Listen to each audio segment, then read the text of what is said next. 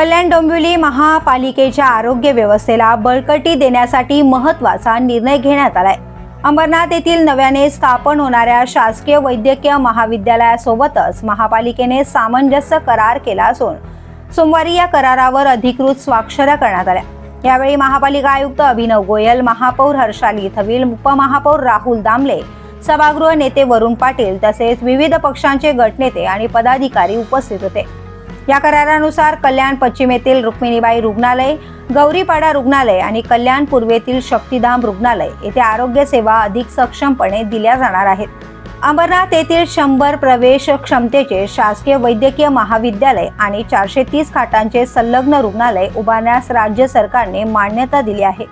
वैद्यकीय विद्यार्थ्यांना प्रत्यक्ष रुग्णसेवेचा अनुभव मिळावा यासाठी हा करार 7 वर्षांसाठी करण्यात आला आहे। सुरुवातीला रुक्मिणीबाई रुग्णालय येथे विशेषज्ञ बाह्यरुग्ण सेवा सुरू होणार असून त्यानंतर अतिदक्षता विभाग कार्यान्वित केला जाणार आहे। यानंतर आवश्यक मनुष्यबळ उपलब्ध झाल्यानंतर गौरीपाडा रुग्णालयात स्त्रीरोग आणि बालरोग विभाग सुरू केले जातील।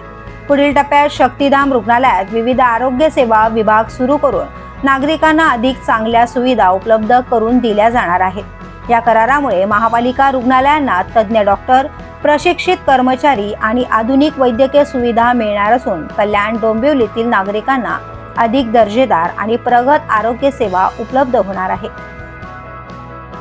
द पोलीस न्यूज साठी नितीन पाटील, कल्याण डोंबिवली।